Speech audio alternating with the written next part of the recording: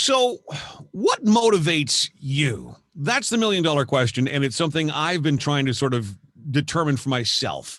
And everyone you talk to has different ideas about it. But when you find people who really, really, really have this locked down, and you can get inside their head and find out what it is that makes them motivated every single day, you can draw from that. And I draw great inspiration from phenomenal people like Chantal Page-Brisson. And your fitness facility or your business is called CPB Fitness, and you are a professional trainer.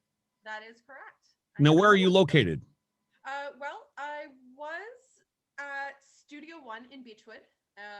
Unfortunately, we had to close, but the family still owns the business, so to speak. We have our chiropractor there, our massage therapist, and I will always stand by them as a way to refer out.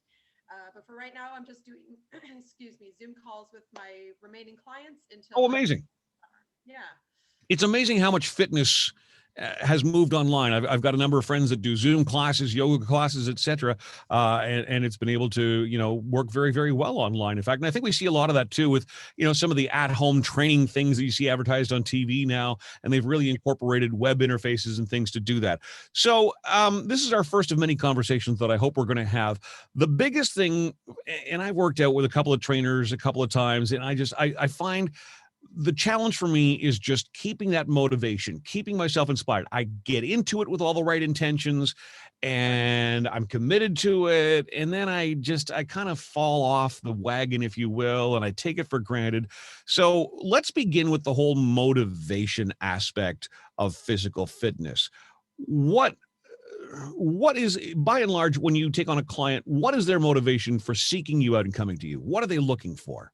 I don't think they're, it's a good question, because I don't think when any of my clients have come to me, they're specifically looking for me, right? They're just looking for someone to motivate them, to tell them what to do, to tell them what to eat, to tell them, how to live, how to sleep. It doesn't have to be that intense. I think the majority of people are like, I just need someone to motivate me. I'm like, you need to motivate you.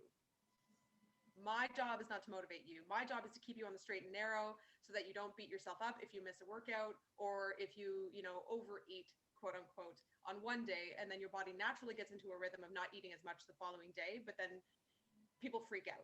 So it's more about breaking down one major goal. Normally it's weight loss, taking that and individualizing it to, okay, well, maybe weight loss is going to be a side effect of lifting heavier or being able to climb a flight of stairs without feeling like you're going to keel over and pass out.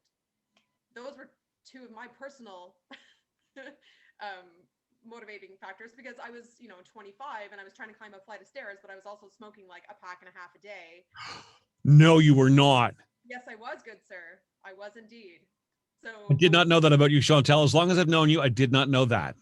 I was a pack a day smoker. Wow. Yeah. So the judgment zone for me is completely different. People will come to me and talk to me about like, well, how do I motivate myself not to drink? And how do I motivate myself not to do this? And are you going to judge me? I'm like, no. Humans are basically indestructible. We don't have to convince our bodies to do anything physical. We have to convince our brains. I love that. And as someone dealing with depression and anxiety, that's a lot of what I've learned through what they call cognitive behavioral therapy, right? And it's retraining your braining, as I like to say, to think more positively. And for me, it's where I've learned the biggest lessons, it's in the choices that I make. I choose this behavior. I choose this response. I choose this attitude. Or in the case of when I'm working out, I choose to give this my all, or I choose to sneak a trip into the drive-thru on my way to my training session. Not that ever happened. Okay, may have happened a couple of times. Would never go through a drive-thru for fast food because we literally have no more time in the day to feed ourselves. And by the time we get home, we're so exhausted, we can't even imagine cooking a proper meal for ourselves. It depends on how much you've extended yourself outside of fitness. Start there, because if you give someone a cookie cutter routine that's supposed to work for everyone, air quote, hardcore, someone is going to feel like, well, I can't meal prep, 14 days worth of food when I have 3 kids to feed and I also have to work a full-time job and I have to take. I don't know how people do it, Chantal. I really don't. It's friggin' amazing is what it is. It is. The second like a housewife with that exact example says, oh, well, I have no time to do it. I'm like, just give me 20 minutes a day. You don't have that? Give me 5 minutes a day. Drink more water this week, and then we'll tackle another one of your goals next week. Because it's not the lack of motivation, it's the lack of discipline. If you've never had it, how are you supposed to make yourself feel bad when you can't do it in, the first 6-week program for back to abs or whatever BS is released these days? So the motivations for going to a personal trainer, then weight loss is probably the big one. I'm guessing strength training or muscle building is probably second or third on that list. What else would be on there for people? You would think that it was second or third. It's actually, it's for me personally, it's weight loss, Yep. weight loss, and then it's weight loss.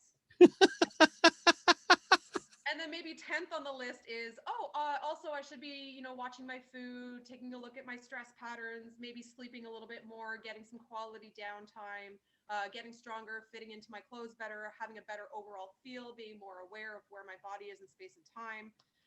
But yeah, weight loss. I'm like, yeah, that's a side effect of all of the other shit that I just listed. All right. So going forward, you and I are going to have a conversation every single week, and we're going to engage with the listener, and we're going to be offering them up different tips of simple things that we can all be doing just to improve our physical fitness level, our weight loss, etc. And so it's going to come down to, and this is a little bit of homework for the listener, your homework this week. What is the motivation behind you wanting to try this, to go on this journey with us? Is it weight loss, or is it weight loss? Perhaps weight loss. I like body fat percentage to be lower. Okay. Because your scale, it's sort of like, it tells you how heavy you are.